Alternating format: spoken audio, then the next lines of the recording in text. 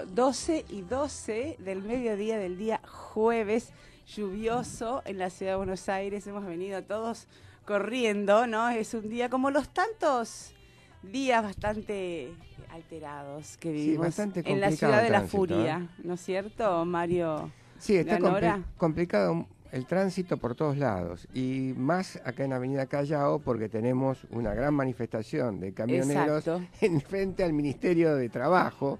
Exacto. Que es habitual que haya manifestaciones, pero hoy está prácticamente cortada toda la calle Callao. Exacto.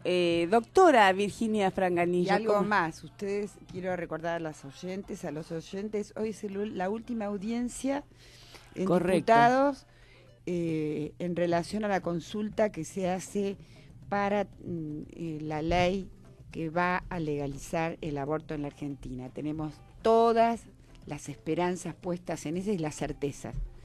Entonces, además hay movilizaciones, están los pañuelos verdes desde las dos esquinas, hay muchas jóvenes como los martes y los jueves, pero creo que a pesar de la lluvia, hoy vi más chicas y chicos, así que ya estamos en la recta final. Como siempre pasan tantas cosas en esta ciudad, ¿no? Yo me hice un pequeño viajecito de 5 días, acá nomás cruzando la cordillera. Feliz ¿vio? cumple, te felicitamos desde acá, no sé si llegó, no sé si pasamos la cordillera. Sí, la ¿Llegamos? Sí, claro que sí. Y bueno, nada, es Allende los Andes nomás, como dicen, ¿no? Y es otro mundo, no pasa naranja. Gracias, Lili. ¡Uy, qué bueno! Bueno, muchas gracias a todos por los saludos. Y bueno, la madriguera, como siempre, se viste de historia, ¿no? Es como que cada uno de los programas y temas que nosotros abordamos, obviamente, tienen un correlato histórico, y por eso siempre tenemos invitados y un panel de lujo, además como la doctora Liliana Magrini.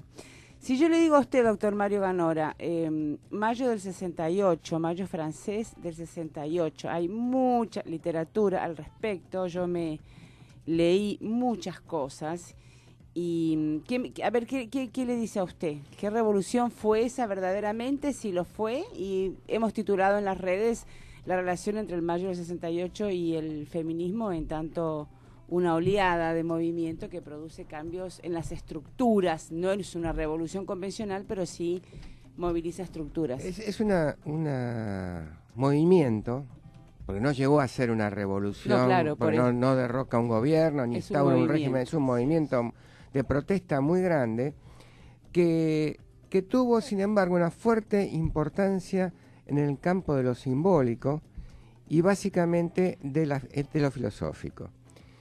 Fue no solamente un cuestionamiento hacia la sociedad tradicional francesa y la actitud personalista del general de Gaulle, que era en ese momento el presidente de Francia, y al partido político que lo representaba, que era la Unión de Demócratas para la República, sino también fue un cuestionamiento hacia las izquierdas tradicionales, porque el movimiento de Cohn-Bendit no es un movimiento comunista del tipo del comunismo francés, sino que es un movimiento con una fuerte impregnación anarquista y con un ideólogo que es Cornelius Castoriadis, que aporta conceptos que después se van a popularizar.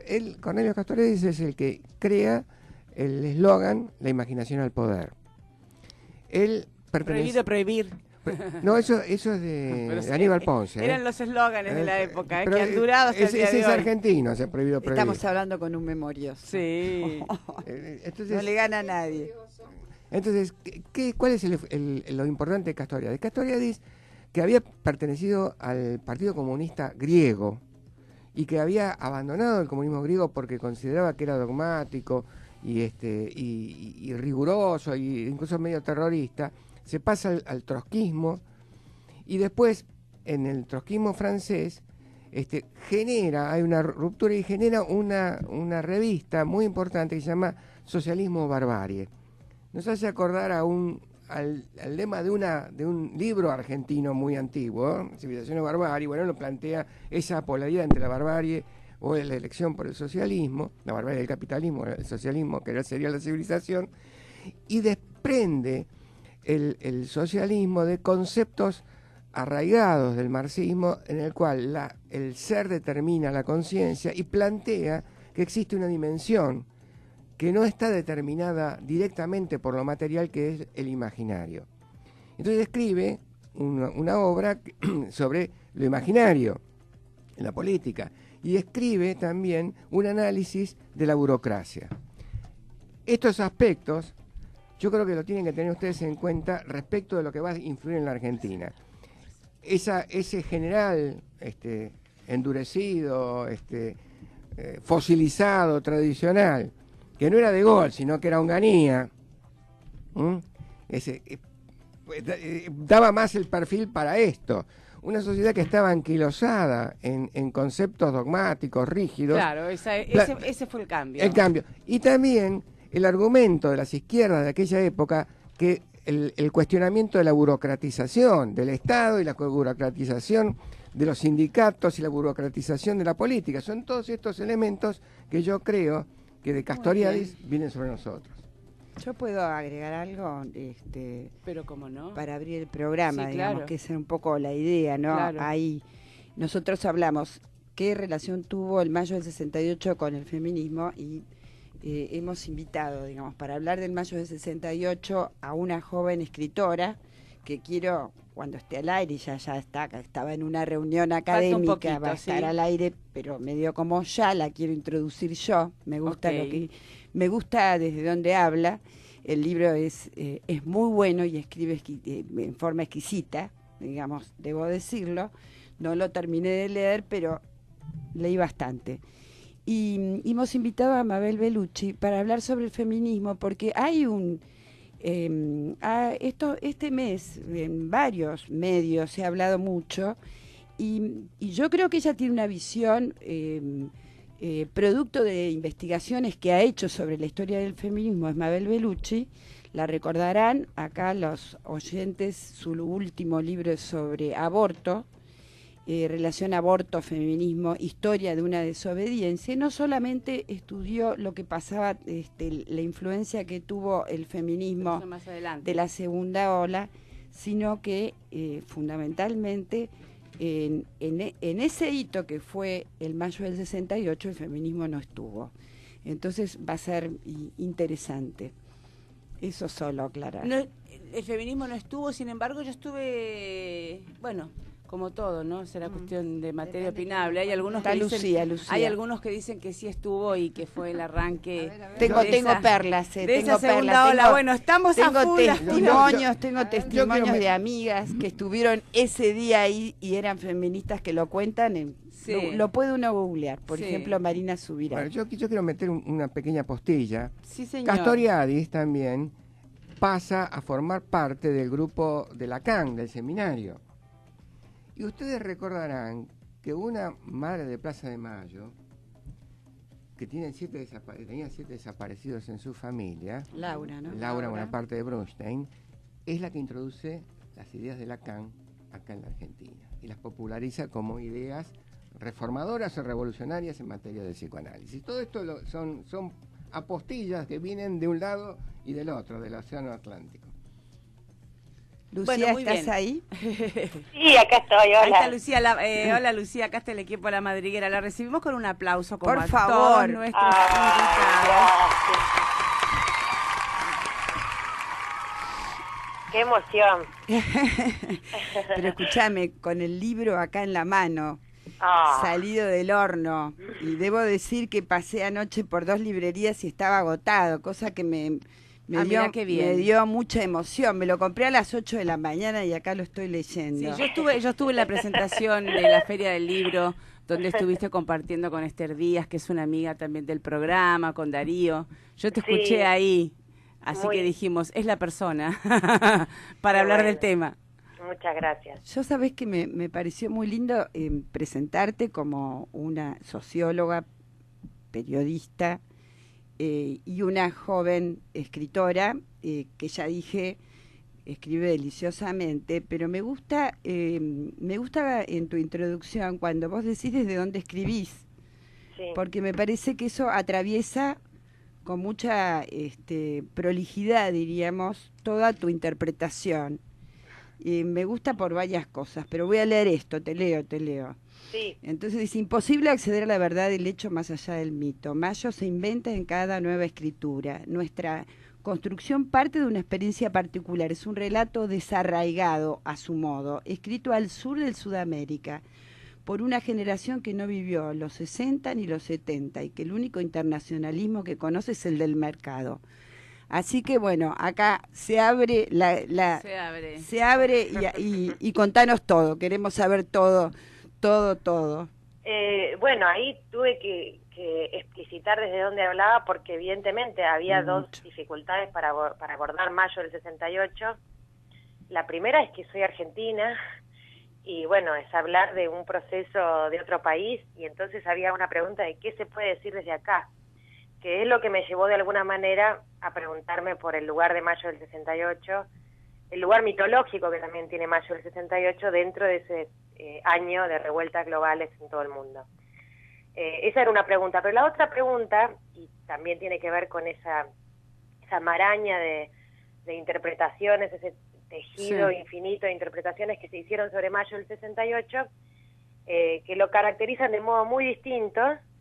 Son cientos y cientos de páginas escritas sobre el acontecimiento. Es una proliferación que se despierta muy inmediatamente. Ya para finales del 68 hay 50 libros escritos sobre los acontecimientos, y eso hace que de alguna manera Mayo del 68 se haya conservado como una pieza de controversia. Ahora, las miradas que había iban desde una revolución social fallida, más es una lectura más típica de los finales de los 60, incluso la más contemporánea con el acontecimiento, pero también había la revolución cultural, revuelta juvenil, y después, a partir de finales de los 70, principios de los 80, empieza a ganar terreno una mirada que lo caracteriza como una revolución, primero con Regis Debray como una contrarrevolución exitosa, y después como una revolución individualista posmoderna. Claro.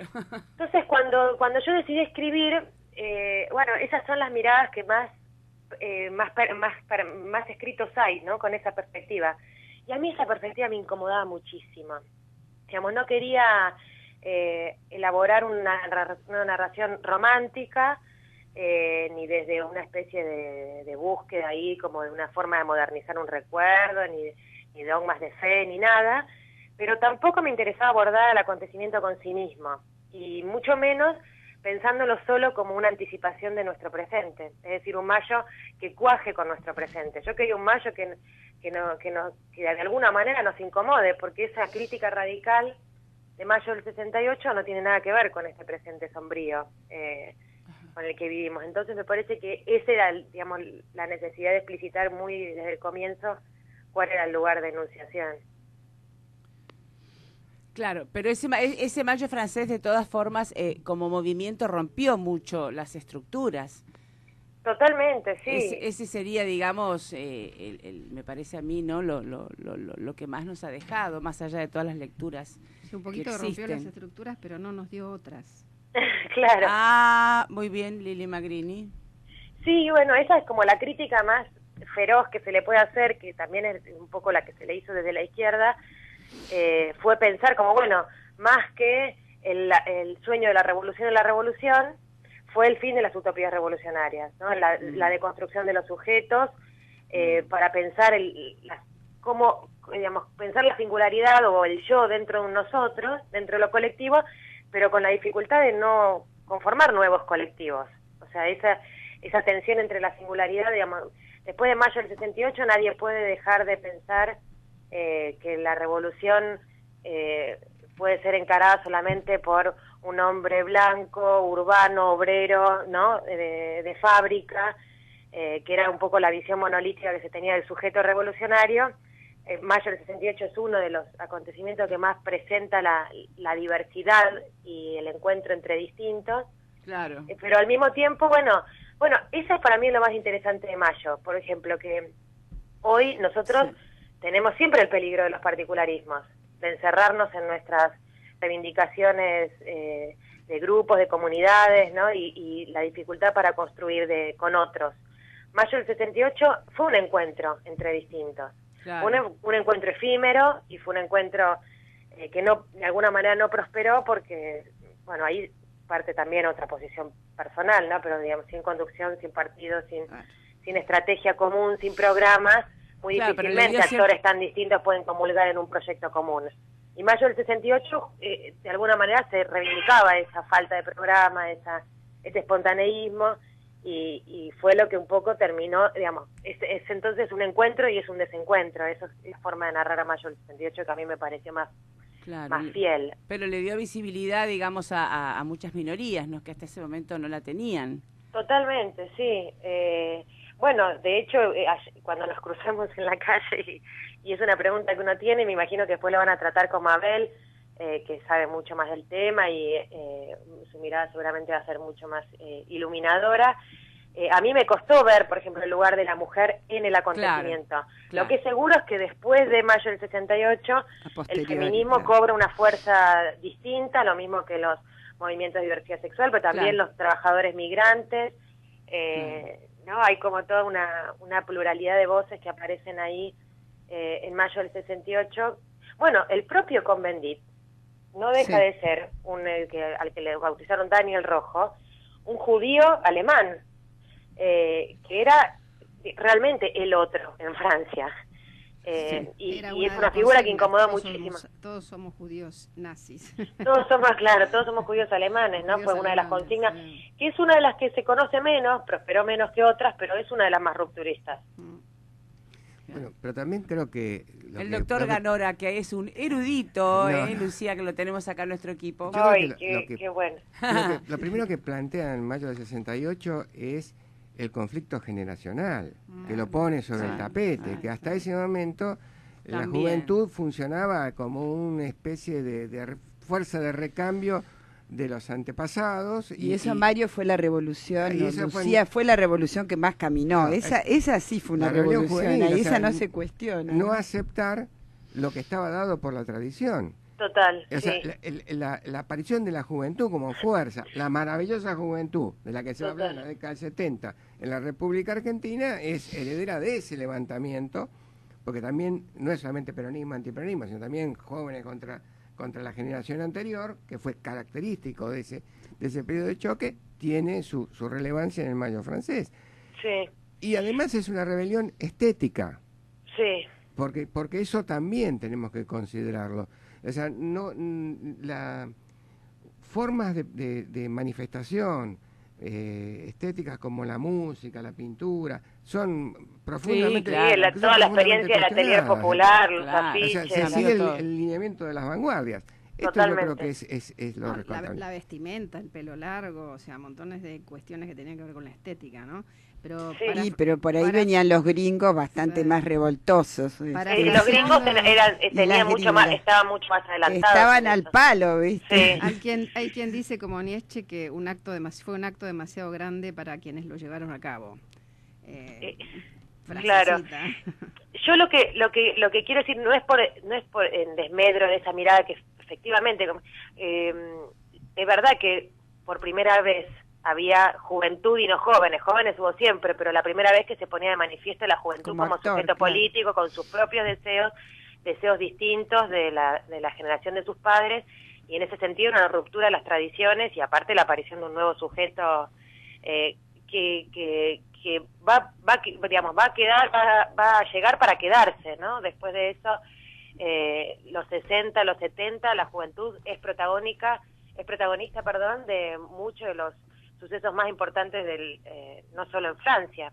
Ahora, lo que sí a mí siempre me inquieta, que detrás de la imagen de los jóvenes estudiantes, con esa estética propia, con esa prosa propia, en el barrio latino, en Saint-Germain, en la Sorbonne, quedan como invisibilizados, ocultados, eclipsados la revuelta obrera, que también fue Mayo del 68, porque Mayo del 68 fue una revuelta juvenil, pero el gran peso que tuvo también estuvo dado porque fue al mismo tiempo el paro obrero más importante de la historia de Francia, con ocupaciones de fábricas en todo el país, y con movimientos incluso campesinos en la región del Arsac, y con comunas como la de Nantes. Entonces, a la imagen por supuesto que es lo que más trascendió y es lo que más, el legado de Mayo está mucho más vinculado a ese aspecto que a la cuestión más tradicional del movimiento obrero. Es lo que marca la ruptura con su tiempo. Pero Mayo del 68 también contuvo esa otra mirada más tradicional de la forma de pensar a la revolución con esos otros actores, porque gran parte de los jóvenes también fueron en busca de los obreros que, dicho sea de paso igual, estaban, sobre todo las comunidades clásicas obreras, estaban más interesadas en terminar de incluirse en la sociedad de consumo, claro, en la sociedad de bienestar, que en generar una crisis revolucionaria. Eso también es cierto, digamos, dentro de los trabajadores, los que más se vieron como influidos, atraídos por la revuelta juvenil, estudiantil, fueron los jóvenes más bien desclasados, los que eran los primeros que sufrían los primeros síntomas de la desocupación de los 30 años gloriosos, y también los jóvenes más profesionales, qué sé yo, por ejemplo, la huelga y la ocupación de la televisión pública francesa fue una de las más significativas en ese sentido. Pero a mí me preocupa que hoy, por ejemplo, una encuestadora en Francia mostró que hace 10 años que solo 1 de cada 3 jóvenes franceses recordaba el lugar de la huelga obrera del Mayo francés. Entonces también ahí a mí hay algo que me impacta mucho, claro, cómo se pudo borrar semejante experiencia. Como se borró el empleo como ordenador social. Exacto. Es que es una cosa impresionante, porque si uno piensa la experiencia de Mayo del 68 está vinculada a el cuerpo a cuerpo, los enfrentamientos con la policía, las barricadas, los adoquines, pero también con el desabastecimiento, el paro de transportes, el paro de electricidad, fue impresionante, claro, paro de bancos, electricidad, recolección de basura de una ciudad apestosa, la ciudad de París de estos días. Yo creo que hay una cosa importante en esa movilización en la cual coincide el movimiento estudiantil con los trabajadores, porque siempre hubo una especie de brecha entre ambos, y más en la Argentina. Después de eso empezó la consigna obreros y estudiantes unidos adelante, cosa que no hacía 20 años atrás no hubiera sido impensable, sí, una alianza de ese tipo en la década del 40. Lucía aquí nos trae el recuerdo del 29 de mayo del 69 y a Tosco. Sí. Contanos un poquito cómo llegaste ahí. Bueno, porque la pregunta que les contaba al principio no era, bueno, ¿cómo escribir desde Argentina? Y ahí me pareció que alguna conexión, algún recorrido, algún puente entre las experiencias de los jóvenes y obreros franceses con la Argentina tenía que tratar de establecer. Y entonces me pregunté por ese lugar icónico que supuestamente tiene Mayo del 68 en el mundo.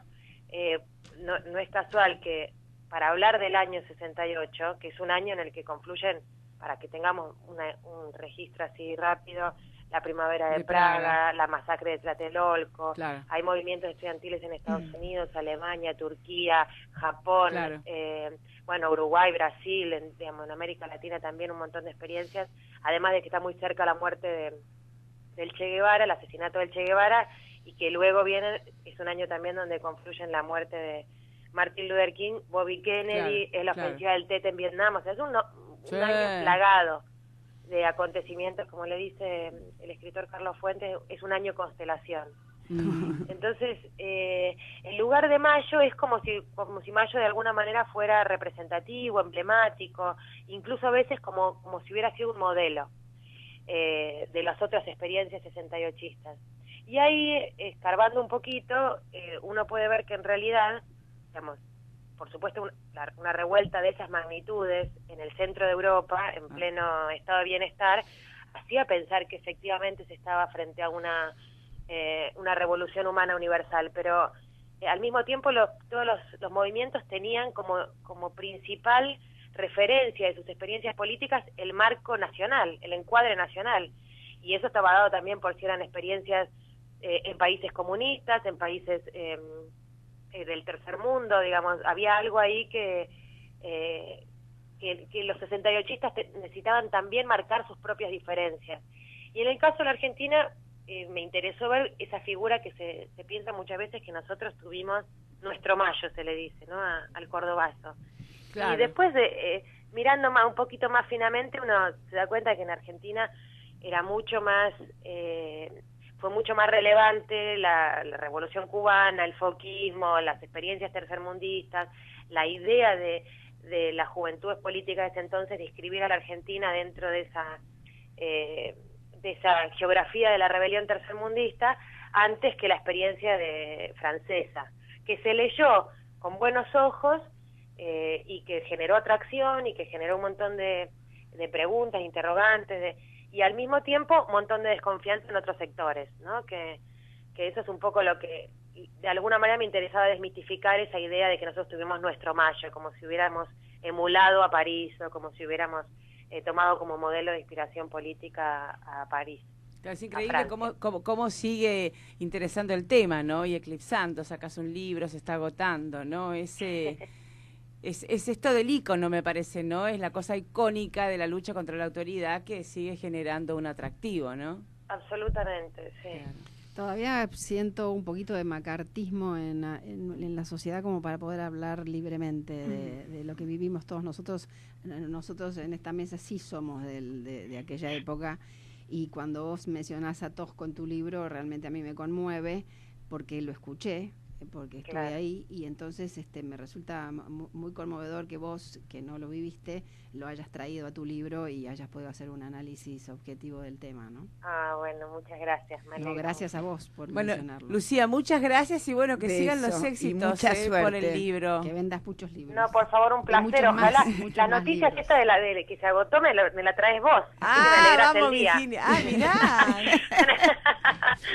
Qué bueno, qué bueno. Adiós, Bueno. Lucía, beso. Un beso muy grande. Gracias, muchas gracias por estar la en la invitación. madriguera. Hasta luego. Un beso. Bueno, qué interesante la chica. ¿Estaba agotado? Fui a 2 librerías importantes. Mira vos, yo Anoche. estuve cuando hizo la presentación en la Feria del Libro y también había despertado muchísimo interés. Bueno, sí, muy bien, Virginia, usted me marca el tiempo, sabe perfectamente No, es que hoy cómo hemos aprendido. No, es que nos van No, a dejar... es que hoy me informaron sobre aire y dije, Ah, aire, por vos eso sabés. dije. Muy bien. Hoy me voy aprendiendo. Igual yo siempre, en dosis homeopática. apelo a que lo nos mío. regalan unos minutos, a que tal vez quienes están en el control, como Álvaro Almado y Florencia Sánchez, en virtud de los temas interesantes que tratan, nos regalan algunos minutos. Siempre un poco, ¿no? Bueno, vamos a tratar de convocar al segundo invitado, que efectivamente es Mabel. ¿Segundo o segunda o segunde? Mire que estamos todavía No, con porque el... segunde parece que segundo. Esto no tiene Invitada. discusión. Segunda invitada. No hagamos lío, por favor. Coincide el adjetivo con el Concede- sustantivo. Está bien. Yo asocio todo ahora. Bueno, hay muchas cosas interesantes en relación al tema. ¿Querés agregar algo, Lili, vos? No, mucho por leer, o sea, creo que no se agota en esto, sino que uno tiene que entender de dónde viene o sea, cuál es nuestra historia. Y muy lindo lo que señala Lucía, porque en realidad nosotros no seguimos aquel ideario del Mayo francés, sino seguimos otros idearios, pero de todas maneras creo que integraba lo que nosotros teníamos en la cabeza y lo que estábamos viviendo en aquella época.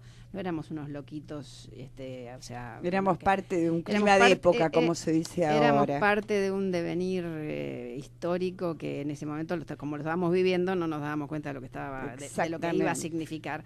Y lo que sigue significando, porque en realidad no hay respuestas, no hay alternativas a aquello, no, al contrario, como que nos hemos hundido en un marasmo de que no hay cosas que estén resueltas, por el contrario. Creo que ahí estuve leyendo a un francés justamente que escribe sobre el Mayo francés, él y su hijo, y hablan de que recibimos un legado de libertad, pero en realidad nos corresponde a nosotros hacer de ese legado algo más que una búsqueda frenética del bienestar personal. O sea, ellos, por lo menos los franceses, no estamos hablando de nuestra experiencia latinoamericana, pero ellos entienden que se cayó mucho en el individualismo, ¿no? Y en el sálvese quien pueda. O sea, que salimos de las estructuras de golistas y tan acotadas como tenían en aquella época los europeos, pero cayeron en algo que tampoco los conforma, ¿no? Por eso yo lo asocio a esta frase de la filósofa Esther Díaz, que un día me dijo: mira, Tatiana, nada cambia tanto como el pasado, como ese pasado y un hecho determinado, específico, se resignifica con el tiempo, y cada uno lo va tomando a como le viene el lugar. Arrancábamos si tenía o no relación el mayo del francés con el feminismo, hay quienes que dicen que sí, que no, si esta revuelta fue efectivamente un ícono en contra de la autoridad, pero ahora Sarkozy, hace muy poquito, expresidente de Francia, salió a decir que gracias al mayo francés la sociedad se convirtió en individualista, es decir, cómo esa historia tiene distintas lecturas. Me gustaría discutir con Sarkozy. Sí, me parece que hizo una campaña en las elecciones. No, claro, que él gana con esa campaña. Que lo consideraba los males de Occidente. Que había que enterrarlo. Esta orientación, estos dos que tengo aquí están orientados a eso. Perdón, yo creo que tenemos que dimensionar cuál es pasa así con otras cosas también, la ideología de fondo del mayo francés. Cohn-Bendit es anarquista, no es un marxista, es un anarquista. Con lo cual, hay dos líneas en el anarquismo muy fuertes. Una es el anarquismo individualista y otro el anarquismo colectivista. Ambos son anarquistas. La que va a prevalecer por los sectores capitalistas y libertarios de Estados Unidos es el anarquismo individualista. Entonces, ¿qué es lo que pasa? La lucha contra la autoridad involucra también no aceptar nada que esté por encima de mi propia voluntad, de mis propios intereses, de mis propios deseos. Entonces, eso desemboca en un egoísmo desenfrenado. Y así nos dividimos y siempre nos ganan. Bueno, que tienen más poder. Cargar sobre el anarquismo, el individualismo, me parece que es un debate. No lo vamos a saldar ahora. No es el debate de ahora, pero yo creo nombres que concretos. lo que está lo que vos planteabas, y lo trata también ella como una visión y la encuadra también cronológicamente, pero lo que sí me parece que es un proceso que lo que se abre es a mayor individuación. Claro. Está Mabel ya, me parece. Sí, ya sabía. La tenemos a Mabel Bellucci, que es una invitada de lujo en el programa, es una activista feminista, participa de la Cátedra Libre de la Campaña Nacional por el Derecho al Aborto Legal, Seguro y Gratuito, es una luchadora por las conquistas de la mujer, autora de varios libros. Mabel Bellucci, bienvenida a La Madriguera. Hola. Un aplauso para Mabel, por como favor. siempre. Es un lujo tenerte acá, Mabel. Muchas gracias. Por favor. Yo lo estuve escuchando desde el principio y la verdad que es muy interesante y me encanta que Lucía tenga tanto éxito porque es una maravilla de persona. Sí, somos como tías de Lucía. Sí, tal cual. Y algo más que quiero agregar. Reeditó su libro Mabel sobre aborto y feminismo, historia de una desobediencia que también está corriendo como pan caliente. Hoy así abrimos el programa, habrás escuchado que es la última audiencia y estamos en la recta final. Pero estás invitada, bueno, por supuesto que para hablar siempre, pero cuando pensábamos en relación a muchas notas que salieron en los medios sobre cómo impactó sobre el feminismo y en algunos casos la relación entre el mayo del 68, yo hasta leí cosas y, diríamos, la definición de la segunda ola del feminismo, yo dije hay que hablar con Mabel, que de eso ha investigado. Y contanos. Bueno, primero quiero acordar con todo el marco tan amplio que dio Lucía, que es muy rico, y más que nada yo sentaría bases en el 68, porque voy a hablar de dos cuestiones, principalmente de Estados Unidos, y de Estados Unidos sus epicentros, ¿no? Es decir, hablar de New York, de Chicago, de Boston, de Filadelfia, de San Francisco, y ahí es donde es el epicentro del feminismo. Todavía no es en Europa, sino básicamente es en Estados Unidos. Y esto lo sostengo no por capricho, sino porque lo estuve estudiando durante muchos años, por una nota que le hacen a Simone de Beauvoir a 25 años de salido el segundo sexo, que se llama El segundo sexo 25 años después, y se la hacen en New York, y ella dice que en esta entrevista de 1976 reconoce que el verdadero ímpetu feminista se dio en el corazón del capitalismo imperial. Ajá.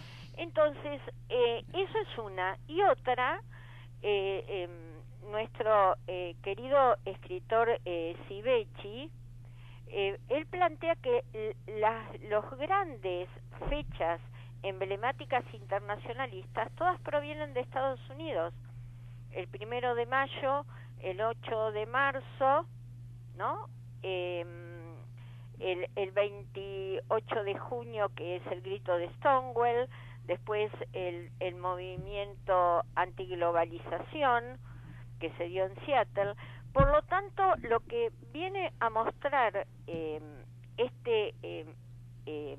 más que nada esta hipótesis es que en realidad estos epicentros de Estados Unidos se movían básicamente de manera movimentística, de manera de mucho más espontaneísmo, y lo vemos en la actualidad con el Me Too y tantos otros movimientos que aparecen, emergen y desaparecen sin mayores ni preguntas ni respuestas. Esto es una experiencia clave en Estados Unidos que no se va a presentar en Europa Occidental, donde los partidos políticos, y básicamente los partidos políticos de izquierda, tienen un gran peso, como tenían en ese momento el Partido Comunista, que tenía una fuerte tradición estalinista. Después estaban los maoístas, los trotskistas. En cambio, en Estados Unidos se genera una nueva izquierda en mitad de los años 60 hacia adelante, y tiene que ver básicamente con la guerra de Vietnam. Claro. Esto es poco analizado, la importancia que tuvo la guerra de Vietnam para toda una ciudadanía y básicamente para los sectores juveniles y también para los sectores que ya sí había movimientos feministas. Que estaban todos entrecruzados. Esto es muy rico que se brinda en Estados Unidos. Por ejemplo, Margaret Randall, una gran escritora estadounidense que pasó por México, Nicaragua y vivió 25 años en Cuba, ella plantea que las activistas de su generación eran básicamente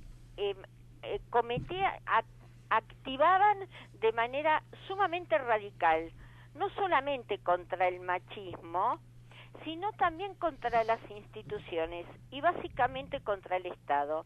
Y ella cuenta las experiencias donde ella participó, que quemaban los archivos de reclutamiento del ejército. Esto es muy importante.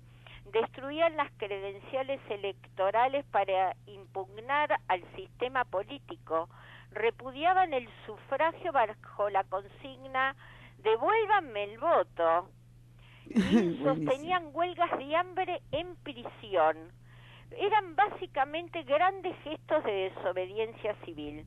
Entonces, entendiendo en este clima, se puede ver cómo el feminismo allí tuvo primero una raíz socialista, que eso es muy importante tener en cuenta, pero a la vez estaba entrecruzado con la lucha por los derechos civiles de los negros, por todo el movimiento contracultural que vos bien decías, Virginia, hace un rato, contra la guerra de Vietnam Y también tenemos el famoso grito de Stonewall, que se da nada menos que en New York, que es un repudio hacia las formas de violencia de la policía contra las que en ese momento se llamaban minorías sexuales u homosexuales. Entonces, todo este entrecruzamiento le va a dar una riqueza muy grande al movimiento feminista, cosa que aún esto no lo tiene los países de Europa Central. Y vamos a ver que ya en el 65 empiezan a haber organizaciones feministas al calor del movimiento de liberación de la mujer. Por ejemplo, tenemos el famoso movimiento colectiva en New York, que era Mujeres Radicales, que ya en el 65 empiezan a hacer campañas por el yo aborté. Fíjense ustedes.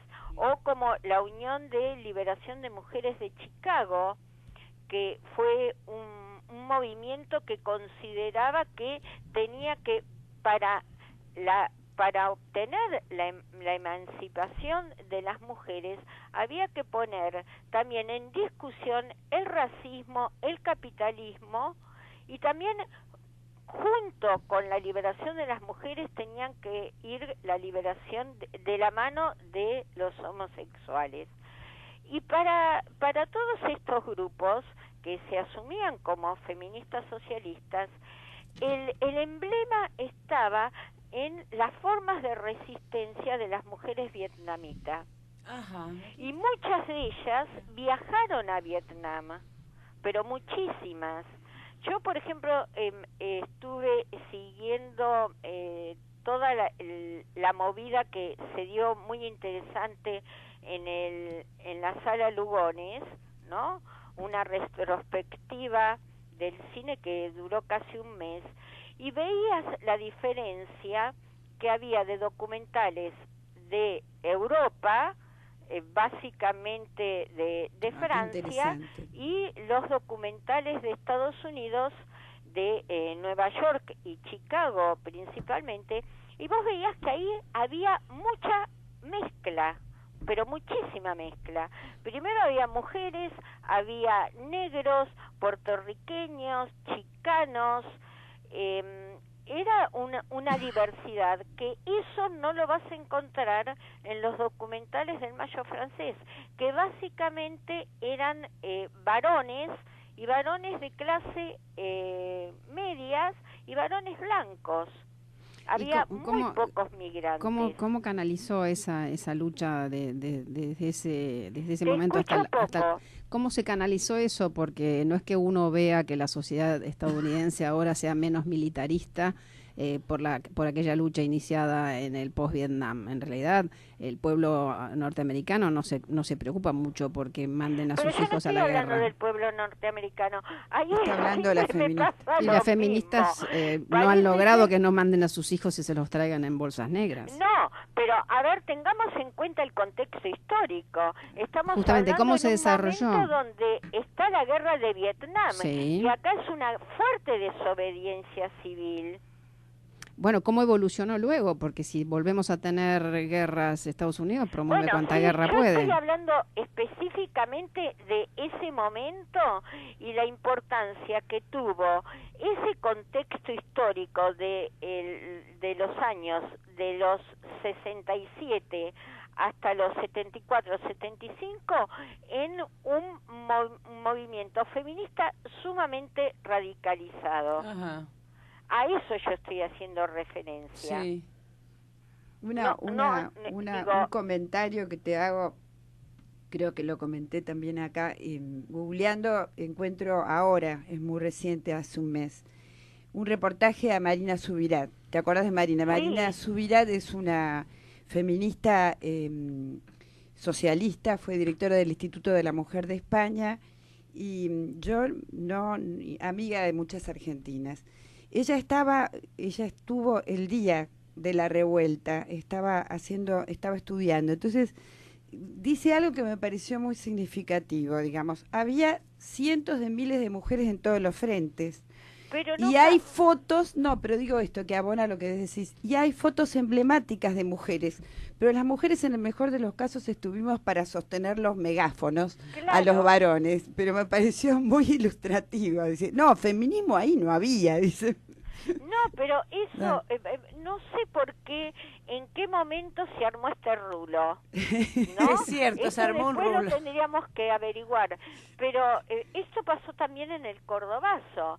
Vos, Sí. yo vi los documentales el otro día, como les contaban en Lugones, y me sorprendía tanto varón, ¿no? Pero eso no significa que estos grandes acontecimientos, como también fue el 2001 para nosotras, ¿no?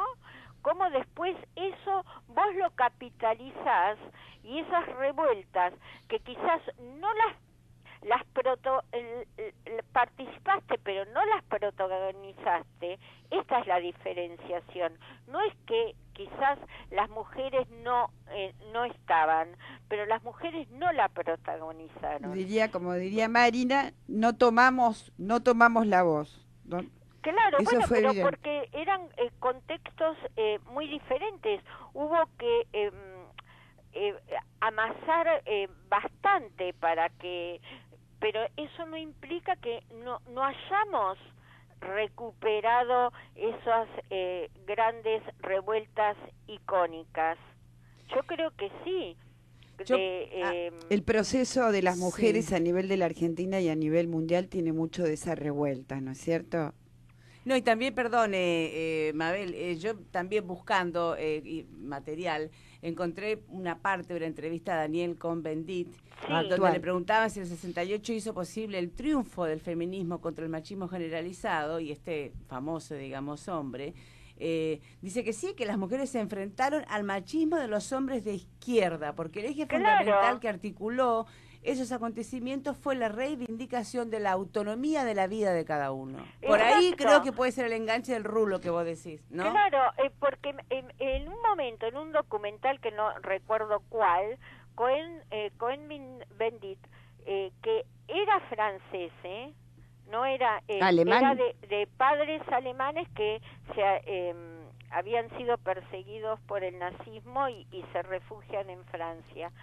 Pero Cohn-Bendit dice algo muy interesante.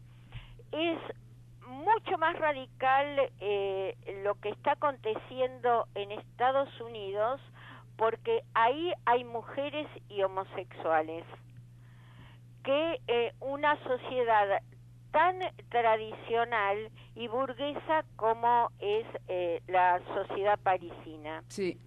Con una política tan poco porosa todavía. Claro, tal cual, ¿no? tal cual. Pero lo que me quedé preguntándome después cuando me decía justamente la negra Franganillo, digo, ¿en qué momento se hace ese rulo? Porque ese rulo también se hace con el Cordobazo, Sí, también, sí. Pero son como procesos diferentes, pero con un mismo contexto. Y para mí tiene importancia justamente Estados Unidos, pese a que cuando yo empiezo a hablar no me miran del todo bien, porque se sorprende. Estamos con vos, pero no estamos con Trump. Claro, aparte, gracioso, como si yo estuviese hablando maravillas del imperio, pero sí no puedo dejar de reconocer lo que significó ese contexto histórico y además lo que significaron los años 60. Yo creo que los años 60 inventaron todo. Todo, es verdad, sí, tal cual. Inventaron todo. Y básicamente porque el activismo hay que volver a ver las películas y te vas a dar cuenta de la cosa, por ejemplo, estética, la cosa de diseño. Vi hace poco una gran película y me alucinó porque dije, pero si yo la vi de chica esta película, tenía 50 años casi. Inventaron todo. Lo que todavía no se inventó es una máquina que nos dé más tiempo en el programa, Mabel. Bueno, estuvo muy bueno, gracias. Bueno, les agradezco enormemente y en otra oportunidad podemos hablar con más tranquilidad sin que cuando yo diga Estados Unidos se pongan así como... No, bueno. Esta es Pero la diversidad de la madriguera. Vas a venir con el nuevo libro, homenaje acá, que ya he hablado de ella, Isabel Larguilla, y también va a ser de alguna manera reconstruir parte de esa historia que hablas del feminismo, y tratándose de una Argentina cubana, para nosotros es muy reconfortante. Beso grande. Gracias, Mabel, por haber estado. Gracias. Bueno, la verdad que seguimos en el rulo, ¿no? Todo lo que genera el tema de hoy. Me parece que vamos a tener que hacer un segundo programa y verle la vuelta, sí, porque... Yo creo que pensar que Estados Unidos puede ser el origen de algún movimiento emancipador me parece un absurdo. Bueno, por lo menos en el sería, siglo XX. Bueno, sería como para seguir debatiéndolo. Tienes una cabeza, me parece, muy estructurada. Yo no pienso... soy peronista. Yo creo que ha sido una tragedia. Tengo una gran ventaja en la vida, según la izquierda, que no tenemos doctrina, entonces soy una ecléctica. Ajá. Y me puedo guiar, digamos, por la reconstrucción histórica, ¿viste? Confío en mi amiga... que esta reconstrucción que hace Mabel es totalmente coincidente con la que hace Marisa Navarro, que fue muy interesante, testigo, protagonista, digamos, tanto de la Guerra Civil Española como de la creación del feminismo argentino y del norteamericano, porque estuvo desgraciadamente en buenos lugares, ¿no? Que en la madriguera, pero ha escrito que los en inglés, dogmatismos no no alejen la verdad y no la oculten, ¿no? Porque a veces caemos en ese problema. Lili Magrini, pero nunca imaginé que me tira Mabel el dedo ahí. Bueno, les recomiendo una película, chao madriguera, chao. Una película, Animal. Está muy recomendada. Animal, la de Franchella. No, sí. No, la hija, el nieto de Armando Bo. Bueno, besos. No hay límites ni fronteras. No hay tiempo ni espacio. Simplemente, la radio siempre está. Radio Sónica. 24 horas, 365 días. Conectados a través de la web.